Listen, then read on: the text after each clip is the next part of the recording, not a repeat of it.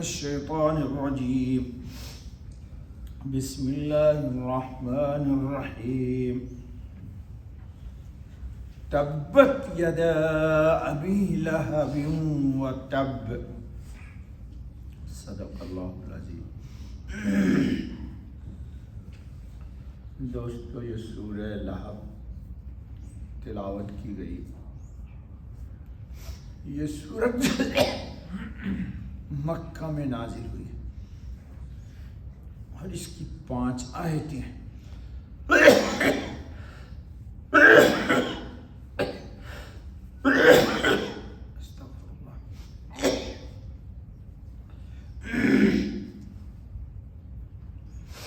بخاری و مسلم میں ہے کہ جب رسول اللہ صلی اللہ علیہ وسلم پر آیت وَأَنذِرْ عَشِيرَتَكَ الْأَقْرَبِينَ نازل ہوئی کہ اپنے خاندان والوں کو جہنم کے آگ سے ڈرائیے، تو رسول اللہ خاتم النبی صلی اللہ علیہ وسلم کوہ صفا پر چڑھ کر اپنے قبیلہ قریش کے لوگوں کو آواز دی۔ بعض روایات میں ہے کہ یا صباحا کہہ کر، یا بنی عبد مناف، یا بنی عبد المطلب وغیرہ ناموں کے ساتھ آواز دی۔ اس طرح آواز دینا عرب میں خطرہ کی علامت سمجھا جاتا تھا۔ تمام قریش جمع ہو گئے تو رسول اللہ خاتم النبی صلی اللہ علیہ وسلم نے فرمایا کہ اگر میں تمہیں یہ خبر دوں کہ دشمن تم پر چڑھ آیا ہے اور صبح شام میں تم پر ٹوٹ پڑنے والا ہے، کیا آپ لوگ میری تصدیق کرو گے؟ سب نے یہ بیک زبان ہو کر کہا کہ ہاں ضرور تصدیق کریں گے، یعنی آپ کی بات پر بھروسہ کریں گے کہ دشمن آنے والا ہے۔ پھر حضرت خاتم النبی صلی اللہ علیہ وسلم نے فرمایا کہ میں تمہیں ڈراتا ہوں کہ ایک عذاب شدید سے جو شرک و کفر پر اللہ کی طرف سے مقرر ہے۔ یہ سن کر ابو لہب نے کہا تبن لک علیہذا جمعتنا، ہلاکت ہو تیرے لیے، کیا تو نے ہمیں اس کے لیے جمع کیا تھا؟ اور حضرت خاتم النبی صلی اللہ علیہ وسلم کو مارنے کے لیے ایک پتھر اٹھا لیا، اس پر یہ سورت نازل ہوئی۔ ابو لہب کا اصلی نام عبد العزیٰ تھا۔ یہ عبد المطلب کی اولاد میں سے ہے، یعنی رسول اللہ صلی اللہ علیہ وسلم کا یہ چچا ہوگا۔ سرخ رنگ ہونے کی وجہ سے اس کی کنیت ابو لہب مشہور تھی۔ قرآن کریم نے اس کا اصلی نام اس لیے چھوڑا کہ وہ نام بھی مشرکانہ تھا۔ یہ جو ہے عبد العزیٰ، یہ نام مشرکانہ نام ہے، عزیٰ کا بندہ، عزیٰ اللہ کا نام تھوڑے نا۔ اور ابو لہب کنیت میں لہب جہنم سے ایک مناسبت بھی تھی کہ جہنم کی آگ اس کو لپٹے گی، اس مناسبت سے بھی لہب کا۔ یہ شخص رسول اللہ خاتم النبی صلی اللہ علیہ وسلم کا بے حد دشمن اور اسلام کا شدید مخالف تھا۔ حضرت خاتم النبی صلی اللہ علیہ وسلم کو سخت ایذائیں دینے والا تھا۔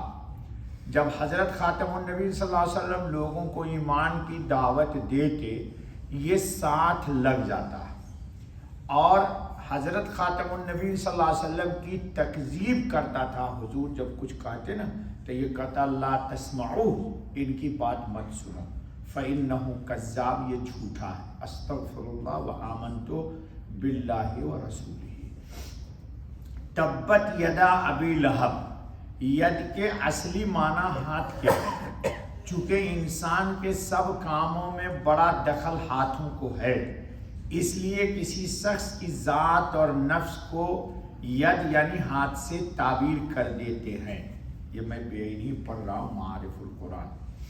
جیسے قرآن میں ہے بما قدمت یداک، اور بیہقی نے ابن عباس رضی اللہ تعالیٰ عنہ سے روایت کیا ہے کہ ابو لہب نے ایک روز لوگوں سے کہا کہ محمد صلی اللہ علیہ وسلم کہتے ہیں کہ کہ مرنے کے بعد فلاں فلاں کام ہوں گے یعنی عذاب، پھر اپنے ہاتھوں کی طرف اشارہ کر کے کہنے لگا کہ ان ہاتھوں میں ان چیزوں میں سے کچھ بھی آیا نہیں، یعنی ان ہاتھوں سے یہ کام تھوڑے نہ ہوگا۔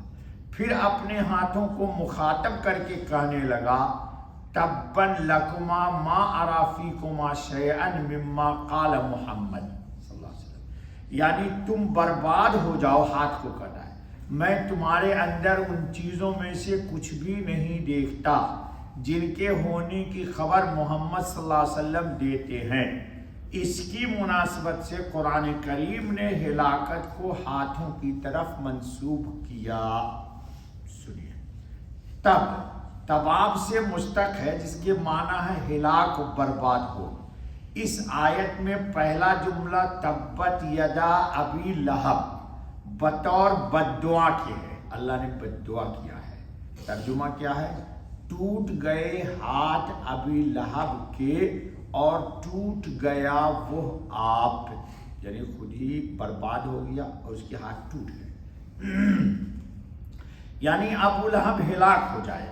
اور دوسرا جملہ یعنی وتب جملہ خبریہ ہے، گویا بد دعا کے ساتھ اس کا اثر بھی بتلا دیا کہ وہ ہلاک ہو گیا، گویا اللہ نے بد دعا بھی دی اور خبر بھی دے دی کہ یہ ہلاک ہو گیا، ابھی ہلاک ہوتا ہے۔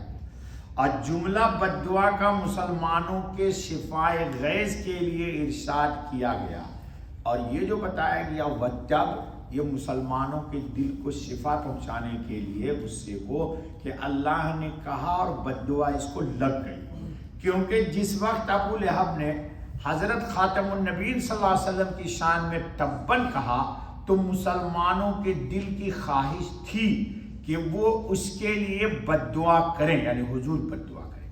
حق تعالیٰ نے گویا ان کے دل کی بات خود سن کے ارشاد فرما دی اور ساتھ ہی یہ خبر بھی دے دی کہ یہ بد دعا اس کو لگ بھی گئی۔ ظاہر بات ہے اللہ کی بد دعا کس کو نہیں لگے گی، وہ ہلاک ہو گیا۔ قرآن نے اس کی ہلاکت و بربادی کی خبر جو پہلے ہی دے دی تھی، اس کا اثر یہ ہوا کہ واقعہ بدر کے 7 روز بعد اس کے طاعون کی گلٹی نکلی، جس کو عرب عدسہ کہتے ہیں۔ مرض دوسروں کو لگ جانے کے خوف سے سب گھر والوں نے اس کو الگ اٹھا کر پورے کرکٹ کی جگہ ڈال دیا۔ جو سب سے بڑا گرو گھنٹال چودھری تھا نا، چودھری، تم لوگ مت پڑھنا چودھری، اس کو کہاں ڈال دیا؟ بلدیہ کے ڈرام جہاں رکھے جاتے، یہاں تک کہ اسی بے کسی کی حالت میں یہ مر گیا، بے یار و مددگار، اور 3 روز تک اس کی لاش یوں ہی کچرے پر پڑی سڑتی گلتی رہی۔ یہ ہے اللہ پاک کا عذاب، اللہ ہم سب کو بچائے۔ کہو اشہد ان لا الہ الا اللہ و اشہد ان محمد رسول اللہ۔ جب سڑنے لگا جی تو حبشی غلاموں سے اٹھوا کر دبوا دیا۔ انہوں نے، حبشیوں نے، غلاموں نے کیا کیا؟ انہوں نے ایک گڑھا کھود کر ایک لکڑی سے اس کی لاش کو دھکے دے کر، ہاتھ نہیں لگایا، دھکے دے کر گڑھے میں ڈال دیا اور اوپر سے پتھر بھر دیے تاکہ یہ بیماری کسی کو نہ لگے۔ ٹھیک ہے، اللہ رب العزت ہم سب کو ایمان عطا فرمائے۔ بس دوستو، باقی کل انشاءاللہ اتنا میں نے آپ کو سنا دیا۔